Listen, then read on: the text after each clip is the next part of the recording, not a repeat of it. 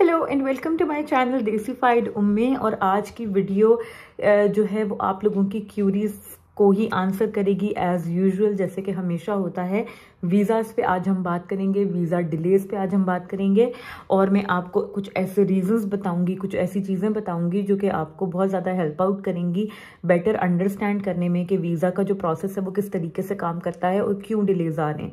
ठीक है, तो अभी बीच में काफ़ी बेटर हो गया था, 3 हफ्ते में वीज़ाज़ आ रहे थे अगस्त और सितंबर के स्टार्ट में, बट अभी फिर दोबारा से जो है वो बहुत ज़्यादा डिलेज स्टूडेंट्स देख रहे हैं। मुझे मेरा जो कमेंट सेक्शन है वो इस वक्त भरा हुआ है ऐसे कमेंट्स से कि जिसमें स्टूडेंट्स बता रहे हैं कि हमने इस डेट को बायोमेट्रिक दिया था, वीज़ा अब तक नहीं आया, 4 हफ्ते हो गए हैं, 3 हफ्ते हो गए हैं, 2 हफ्ते हो गए हैं। तो बहुत ज़्यादा क्यूरीज आ रही है स्टूडेंट्स की कि वीज़ा में बहुत डिले है। और नॉर्मली जो कि यूकेवीआई की वेबसाइट के ऊपर वो मेंशन कर देते हैं अगर कोई भी डिलेज होते हैं, जैसे कि पहले उन्होंने किया था and I uploaded a video on that. अगर आपने नहीं देखी तो मैं यहाँ पर लिंक दे दूंगी। इस बार वैसा भी कुछ नहीं है।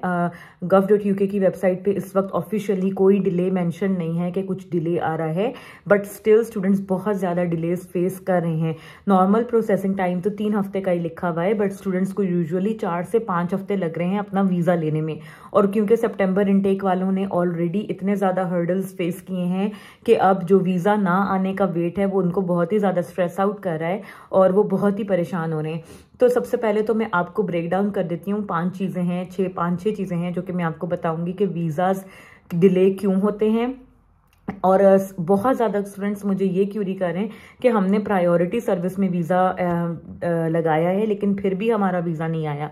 तो वो भी मैं आपको बताऊंगी कि ऐसा कब और क्यों होता है। तो चलिए शुरू करते हैं आज की वीडियो। लेकिन स्टार्ट करने से पहले वो तमाम लोग जिन्होंने अभी तक मेरे चैनल को सब्सक्राइब नहीं किया है वो मेरे चैनल को सब्सक्राइब करें और बेल आइकन को भी प्रेस कर दें, ताकि अगर अभी तक आप लोगों को मेरी वीडियोज़ के नोटिफिकेशंस नहीं मिलते हैं तो फ्यूचर में आपको वो मिलना शुरू हो जाएंगे।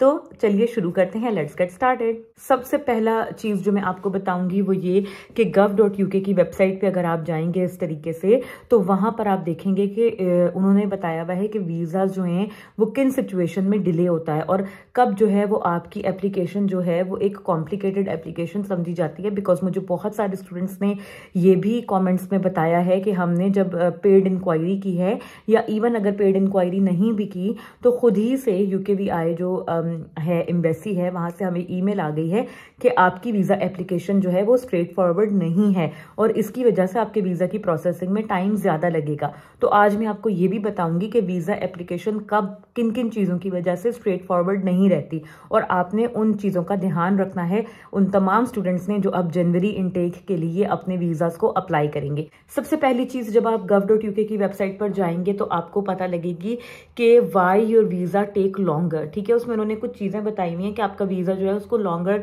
टाइम क्यों लगता है लगने में। उसमें ये चीज़ें हैं कि अगर तो उन्होंने आपके कोई डॉक्यूमेंट्स की वेरिफिकेशन करनी है तो आपके वीज़ा को आने में ज़्यादा टाइम लगेगा। अब मैं ये नहीं कह रही हूँ कि सब स्टूडेंट्स का वीज़ा वेरीफाई होता है, रैंडमली वो लोग पिक एंड चूज़ करते हैं, रैंडमली स्टूडेंट्स का वीज़ा के डॉक्यूमेंट्स को वो लोग वेरीफाई करते हैं, उसमें से एक आप भी हो सकते हैं। तो अगर ये रीज़न हो कि वो आपके स्टडी डॉक्यूमेंट्स, आपके वर्क रिलेटेड डॉक्यूमेंट्स को वो उन्होंने वेरीफाई करना हो तो आपका वीज़ा आने में टाइम ज़्यादा लगेगा। नेक्स्ट, आपका वीज़ा आने में टाइम ज़्यादा तब भी लग सकता है अगर एम्बेसी ने आपका इंटरव्यू लेना हो। ठीक है, अब ये तमाम उन स्टूडेंट्स के लिए जो प्रायोरिटी में वीज़ा लगा रहे हैं और फिर भी उनका वीज़ा नहीं आ रहा, तो वो इस सिचुएशन में होता है कि अगर उन्होंने आपके डॉक्यूमेंट्स वेरीफाई करने हैं या आपको उन्होंने इंटरव्यू के लिए कॉल करना है तो आपका वीज़ा ज़रूरी नहीं है कि 1 वीक में आ जाएगा, जो कि प्रायोरिटी सर्विस का यूजुअल टाइम फ्रेम है। इसके साथ साथ वो आपका क्रिमिनल बैकग्राउंड भी चेक कर सकते हैं, तो उस केस में भी आपका वीज़ा डिले हो सकता है। जब वो आपका क्रिमिनल रिकॉर्ड चेक कर रहे हो कि आप सजा याफ्ता कोई तो नहीं है या आपका क्रिमिनल रिकॉर्ड कैसा है, तब भी आपका वीज़ा डिले हो सकता है। इसके बाद मैं आपको gov.uk की वेबसाइट की मदद से ही वो तमाम चीज़ें बताती हूँ जिसकी वजह से आपका जो एप्लीकेशन है, वीज़ा एप्लीकेशन, वो स्ट्रेट फॉरवर्ड नहीं रहती।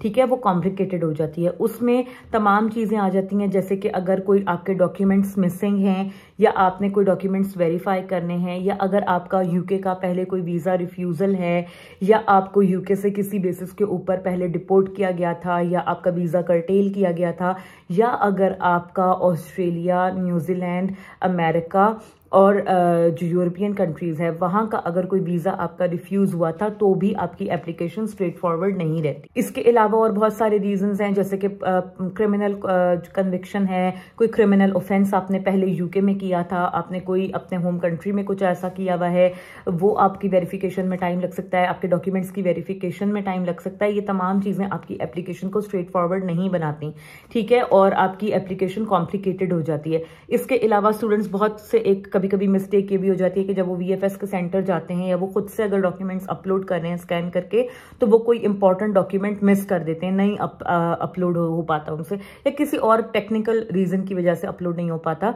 तो वो भी आपकी एप्लीकेशन में डिले का बाइस बन सकता है। बिकॉज फिर वो आपको ईमेल करेंगे कि आप जो है वो हमें ये डॉक्यूमेंट्स प्रोवाइड करें, और फिर जब आप वो डॉक्यूमेंट्स प्रोवाइड करेंगे then after that your visa process will start. जैसे मेरे साथ हुआ था when I second time applied for my visa last year, तो तकरीबन 2 हफ्ते के बाद मुझे वीएफएस दुबई से मेल आया था कि आपका जो हेल्थ सरचार्ज है वो पूरा हमें नहीं मिला, वो मिसिंग है for your husband and your daughter, तो आप उसको एज सुन एज पॉसिबल हमें पे करें वरना आपका वीज़ा हम प्रोसेस नहीं करेंगे। ठीक है, वो कुछ पाउंड का जो कन्वर्जन रेट है उसमें कुछ इशू हो गया था, दैट्स वाई वो कुछ डिफरेंस आ गया था। So we paid that amount instantly, next day हमने उसको पे किया ऑनलाइन, और उसके बाद जो है वहां से फिर दोबारा हमारा वीज़ा का प्रोसेसिंग जो है वो स्टार्ट हुआ, और उसके बाद मुझे तकरीबन 10 डेज के बाद अपना वीज़ा मिला था। तो ये तमाम चीज़ें अनएक्सपेक्टेड चीज़ें होती हैं, कुछ भी हो सकता है, उस हर चीज़ के लिए आपको तैयार रहना चाहिए। आपको अपना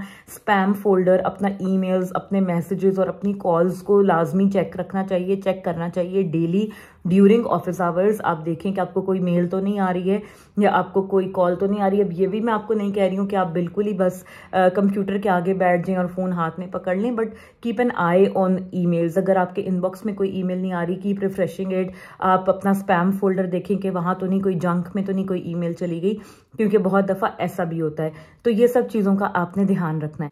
स्टैंडर्ड सर्विस और प्रायोरिटी सर्विस दोनों में डिले आ सकता है। ये तमाम रीजंस जो आपको मैंने बताए हैं, इनकी वजह से प्रायोरिटी सर्विस लेने का मतलब हरगिज भी ये नहीं है कि आपका वीजा एप्लीकेशन डिले नहीं हो सकता, खासतौर पे स्टूडेंट वीजा के केस में, जहां पर वो आपसे कोई डॉक्यूमेंट की वेरिफिकेशन करवा सकते हैं या वो आपको कोई मिसिंग डॉक्यूमेंट के लिए जो है वो कॉन्टेक्ट कर सकते हैं। उस केस में वो जो 1 वीक में वीजा लेने वाला जो टाइम लाइन है, जो टाइम फ्रेम है, वो आपके ऊपर इम्प्लीमेंटेड नहीं रहेगा और आपको प्रायोरिटी सर्विस में भी थोड़ा सा टाइम ज्यादा लग सकता है। ठीक है, इसके अलावा और भी बहुत सारे रीजंस हैं, जैसे कि सीजनल हॉलीडेज होती हैं। अभी तो फिलहाल ऐसा कोई नहीं है, सिर्फ 1 दिन की हॉलीडे आ रही है नेक्स्ट मंडे की, क्वींस फ्यूनरल, तो उसकी एक छुट्टी आ रही है। वो इतना ज्यादा इम्पैक्ट नहीं करेगा बिकॉज 1 दिन की छुट्टी है। लॉन्ग वीकेंड भी आप कह सकते हैं, सैटरडे, संडे और मंडे 3 दिन एम्बेसीज बंद रहेंगी। बट उसके अलावा जो जनवरी इनटेक वाले स्टूडेंट्स हैं उनको इस चीज़ का सामना करना पड़ेगा बिकॉज उसमें एक लंबा 2-3 हफ्ते का गैप आ जाता है। क्रिसमस ब्रेक होती है, फिर न्यू ईयर की छुट्टियां होती हैं, तो वो बहुत बड़ा एक ब्रेक आ जाता है। तो आप कोशिश करें कि आपका वीज़ा या तो आप उसको उससे पहले मिल जाए, या फिर अगर आपका वीज़ा प्रोसेसिंग में है तो आपको ये चीज़ भी माइंड में रखनी है कि वो अब फिर आपको सारा क्रिसमस और न्यू ईयर का ब्रेक गुजारने के बाद मिलेगा।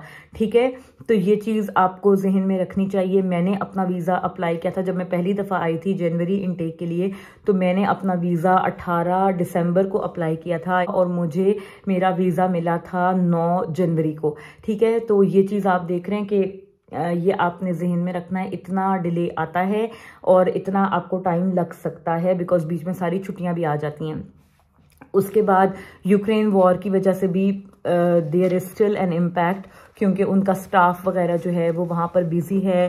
यूक्रेनियंस के जो वीज़ाज आ रहे हैं उनको वो प्रायोरिटी सर्विस में डील कर रहे हैं, और वैसे भी स्टाफ का थोड़ा सा आजकल इशू है। यहाँ पर स्टाफ इतना ज़्यादा अवेलेबल नहीं होता बिकॉज वर्क फ्रॉम होम का जो कोविड की वजह से एक वो चला था सिस्टम, तो उसकी वजह से स्टाफ भी फुल कैपेसिटी पर यूजुअली नहीं होता है ऑफिसेज में, तो इसलिए भी थोड़ा सा एक इशू हो सकता है। और साथ में जो वॉर का सिनेरियो चल रहा है वो भी it's still not settled down, वो भी अभी तक साथ साथ चल रहा है, तो वो भी अपनी जगह पर मौजूद है। तो ये तो मैंने आपको काफी सारे रीजंस बता दिए कि वीजा आपका क्यों डिले हो रहा है और क्यों डिले होता है। आप इसमें से कुछ रीजंस को अवॉइड भी कर सकते हैं, बट मैं आपको एक चीज़ बताऊं कि ये मोस्टली जो है ना, ये जो प्रोसेस है वीज़ा का, ये आपके हाथ में नहीं है। आप इसमें कुछ भी नहीं कर सकते। Once you have filed your visa, उसके बाद आपके हाथ में कुछ भी नहीं रहता। और जो स्टूडेंट्स स्ट्रेस करते हैं, बहुत ज़्यादा पैनिक हो रहे हैं, एंक्शियस हो रहे हैं, मुझे बहुत ज़्यादा कमेंट्स आते हैं। देखें, आप जितना भी स्ट्रेस करेंगे, I just read a comment of some subscriber जो कि कह रहे थे कि मैं 2 हफ्ते से सोया नहीं हूँ। तो देखें, आप इसमें सिर्फ अपना नुकसान कर रहे हैं। आई नो स्ट्रेस होता है, आई नो मुश्किल होता है, लेकिन इसका कोई फ़ायदा नहीं है, बिकॉज आपके हाथ में कुछ भी नहीं है। आप कुछ भी नहीं कर सकते। इवन अगर आप पेड इंक्वायरी भी कर रहे हैं, आप जितना मर्जी टॉप लेवल पे जाके आप उनको पूछ लें, उनसे कर लें, आप उसमें कुछ भी नहीं कर सकते। आपका वीज़ा जब आना है तभी आना है, ना एक दिन पहले ना एक दिन बाद में। और ये भी कंप्लीटली उनके अपने ओन के ऊपर है कि वो आपके डॉक्यूमेंट्स वेरीफाई करते हैं नहीं करते हैं, आपका इंटरव्यू आता है नहीं आता है। That's totally pick and choose, hit and run case है, ठीक है।